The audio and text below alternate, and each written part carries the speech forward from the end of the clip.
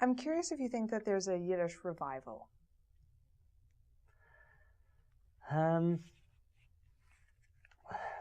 Probably not.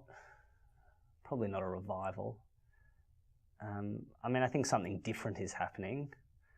There's a lot of seems to me there's a big number of young people interested in Yiddish for various reasons, and that's great.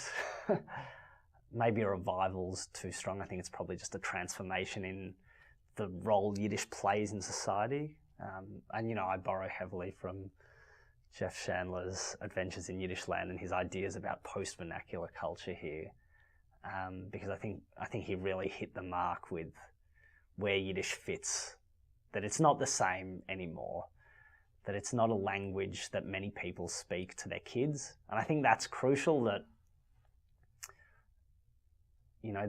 there are a lot of people learning Yiddish and participating in Yiddish life and creating Yiddish culture.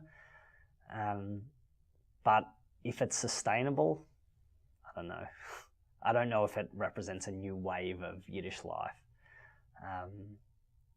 But it's different. It's something different. It's a new stage, I think.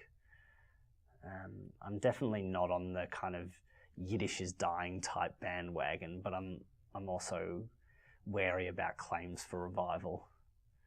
Yeah.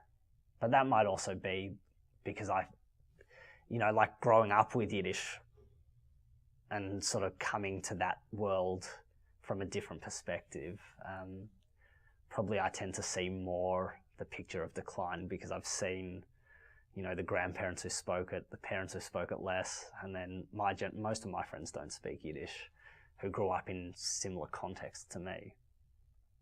So, yeah, I'm probably a bit less hopeful in that sense. But, I love that I can go to New York and meet people who speak Yiddish. That's cool.